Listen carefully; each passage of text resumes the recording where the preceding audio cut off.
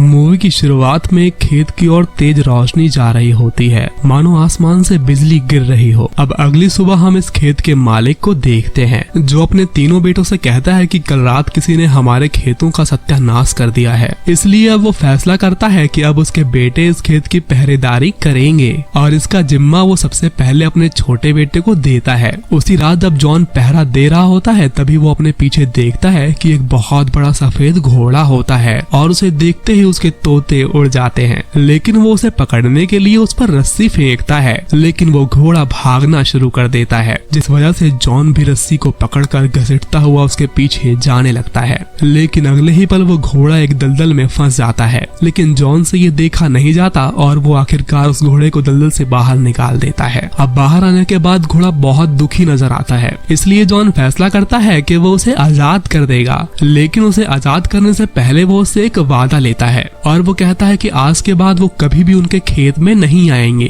दरअसल वो एक मेयर होती है, यानी वो एक घोड़ी है, घोड़ा नहीं। और अब वो वहाँ से निकल पड़ती है। लेकिन अगली ही सुबह जब जॉन अस्तबल में जाता है तो वहाँ उसे दो बहुत ही सुंदर सुंदर घोड़े मिलते हैं और साथ ही वहाँ पर एक छोटा घोड़ा भी होता है, जो उसी मेयर का बेटा होता है, जिसकी जान कल रात जॉन ने बचाई थी। और वो जॉन से कहता है कि हमारी मॉम तुमसे बहुत खुश है, इसलिए उन्होंने तुम्हें ये उपहार भेजा है। तभी जॉन की नजर अपने पिता पर पड़ती है, जो अस्तबल की ओर ही आ रहे होते हैं। लेकिन वो ये नहीं चाहता था कि इन घोड़ों के बारे में उन्हें भनक भी लगे और अब बड़ी ही चालाकी से वो अपने पिता को बाहर से ही वापस भेज देता है। इसके बाद वो फॉल के ऊपर बैठता है और उसे भागने को कहता है। लेकिन जब वो भागता है तो जॉन उसकी स्पीड देखकर हैरान हो जाता है, क्योंकि फॉल की स्पीड बिजली से भी तेज होती है। और इसके बाद फॉल बाकी के घोड़ों को भी वहीं बुला लेता है और अब जॉन ये फैसला करता है कि वो इन्हें बेचकर अच्छे पैसे कमाएगा। और जैसे ही जॉन घोड़ों को लेकर बाजार में दाखिल होता है, सभी की नजरें उन्हीं पर टिक जाती हैं। तभी फॉल उसे सलाह देता है कि जो आदमी बेंच पर बैठा है तुम उसे ये घोड़े बेच दो। लेकिन जॉन चाहता है कि वो ये घोड़े राजा को बेचे ताकि उन्हें ज्यादा पैसे मिल सकें। लेकिन राजा का मंत्री उसे देखते ही राजा से कहता है कि ये घोड़े इस लड़के के तो हो ही नहीं सकते, जरूर इसने कहीं से चुराए हैं। और अब इसलिए जॉन से घोड़े भी ले लिए जाते हैं और उसे पैसे भी नहीं मिलते। अब जॉन इस बात से बहुत उदास होता है और उसे उदास देखकर फॉल जोर से हिनहिनाता है और वो दोनों घोड़े भागते हुए वहीं आ जाते हैं और वो राजा की बग्घी को भी वहीं खींचकर ले आते हैं, जिससे राजा वहां आटे के बोरों पर गिर जाता है और उसके पूरे शरीर पर आटा लग जाता है। और आखिर में अब राजा उसे कीमत देने का फैसला लेता है। लेकिन राजा का मंत्री उसे सलाह देता है कि आप जॉन को अपने ही यहाँ काम पर रख लो ताकि हम बाद में उससे इस बेइज्जती का बदला ले सकें। और अब राजा जॉन को अपने ही पास घोड़ों की देखभाल करने के लिए रख लेता है और अब धीरे धीरे सभी उसे प्यार करने लगते हैं। लेकिन राजा तो उसे हर हाल में खत्म करना चाहता है। राजा का मंत्री कहता है कि हमें उसे कुछ ऐसा काम देना चाहिए जिसे वो पूरा ही ना कर पाए और इसके बदले हम उसे सजाए मौत देंगे।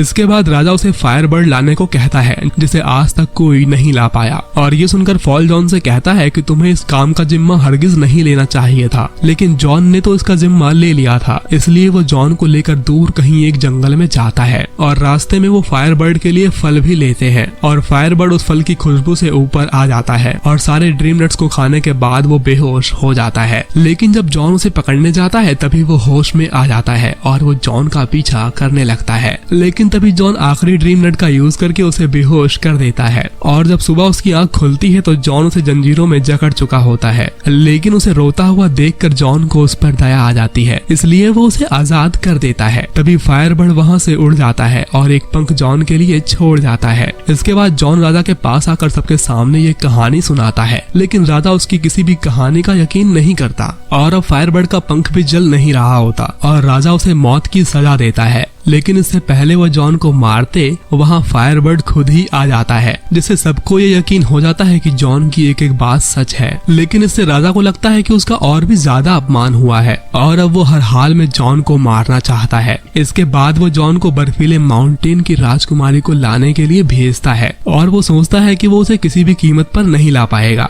जिससे वो उसे मार देंगे और अगर वो राजकुमारी को ले भी आया तो राजा उसे शादी कर लेगा। और जॉन आदेश के अनुसार उस बर्फीले माउंटेन के बाहर पहुंच जाता है, जहां पर बहुत ही मोटी परत का एक बर्फीला दरवाजा होता है। लेकिन उसे खोलने के तरीके के बारे में उन दोनों को कोई भी आइडिया नहीं होता। लेकिन वहां फायरबर्ड का एक पंख आता है जो उस दरवाजे के अंदर दाखिल हो जाता है, जिससे सारी की सारी बर्फ पिघल जाती है और बहते हुए पानी के साथ फॉल भी वहां से बह जाता है। अब जॉन किले में अकेले ही दाखिल हो जाता है, लेकिन उसे ये समझ नहीं आ रहा होता कि इनमें से राजकुमारी कौन है, क्योंकि वहाँ बहुत सारी लड़कियां सोई होती हैं। लेकिन तभी एक फायरबर्ड का पंख वहाँ आता है और वो एक लड़की को जगा देता है, और उसके उठते ही जॉन समझ जाता है कि यही राजकुमारी है। और जॉन उसे कहता है कि हमारे राजा आपसे शादी करना चाहते हैं। लेकिन राजकुमारी कहती है कि अब कोई जाबाज राजा कहाँ है जिससे मैं शादी करूं। और ये कहते हुए वो चट्टान से नीचे कूद जाती है और जॉन भी बिना कुछ सोचे समझे उसके पीछे कूद जाता है। लेकिन इससे पहले कि वो जमीन से टकराते फॉल आकर उन्हें बचा लेता है, और इसके बाद राजकुमारी और जॉन एक दूसरे को चाहने लगते हैं। और अगली ही सुबह जॉन राजकुमारी को लेकर महल आ जाता है। अब राजा उनसे कहता है कि हम आपसे शादी करना चाहते हैं। लेकिन राजकुमारी कहती है कि मैं तुमसे शादी तब तक नहीं करूंगी जब तक तुम मेरी दादी की खोई हुई अंगूठी को वापस नहीं ले आते। और वो अंगूठी मुझसे एक समुंदर में गिर गई थी। लेकिन राजा ये काम भी जॉन को सौंप देता है। लेकिन इस बारे में फॉल को भी कोई अंदाजा नहीं होता, इसलिए वो अपनी मॉम की हेल्प लेता है। इसके बाद फॉल की मॉम बताती है कि समुद्र के बीचों बीच एक व्हेल मछली के पेट में वो रिंग मौजूद है। और फॉल अब जॉन को लेकर समुद्र के बीचों बीच पहुंच जाता है। लेकिन पानी में उतरने के बाद वो देखता है कि वहाँ एक बहुत बड़ी व्हेल मछली जंजीरों में कैद होती है, और वो मछली रोते हुए जॉन से अपनी आपबीती बताती है। अब जॉन फॉल के साथ उसकी नाक के रास्ते अंदर घुस जाता है, और जैसे ही वो छींकती है उसकी सारी जंजीरें टूट जाती हैं, और उसके अंदर जितने भी शिप होते हैं वो सभी बाहर आ जाते हैं। और अब व्हेल मछली आजाद होकर वहाँ से चली जाती है। इसके अगले ही पल एक केकड़ा राजकुमारी की वो अंगूठी लेकर वहाँ आता है। अब जॉन उस अंगूठी को लेकर राजकुमारी के पास जाता है, और राजकुमारी इस अंगूठी को पाकर बेहद खुश होती हैं, और वो समझ जाती हैं कि जॉन ही एक असली हीरो है। जॉन के साथ ही फॉल भी वहाँ होता है, जिसे राजा गोली मार देता है। और अब जॉन पर यह आरोप लगाया जाता है कि वो राजकुमारी को किडनैप कर रहा था, और ये ऐलान किया जाता है कि कुछ ही दिनों में उसे सजाए मौत दी जाएगी। इसके बाद हम फॉल और राजकुमारी को देखते हैं जो बेहद उदास होते हैं। अब राजकुमारी राजा को 3 अलग अलग कुंड में नहाने को कहती है, जिससे वो फिर से जवान हो सके। लेकिन राजा का मंत्री ये सबसे पहले जॉन पर आजमाने की सलाह देता है, और अब राजकुमारी इस बात से बेहद परेशान होती है। वो फॉल से कहती है कि जॉन को उबलते हुए पानी से बचाने के लिए उसमें मेरी दादी माँ की अंगूठी को डालना होगा, और ठंडे पानी से बचने के लिए उसमें फायरबर्ड का एक पंख डालना होगा। लेकिन उबलते हुए दूध से बचने के लिए उसमें लाइफ और डेथ के फूल को डालना होगा, जो दुनिया के आखिरी छोर पर मिलेगा। और उन फूलों को लेने के लिए फॉल निकल पड़ता है, और उसे दुनिया के आखिरी छोर पर वो फूल मिल जाता है।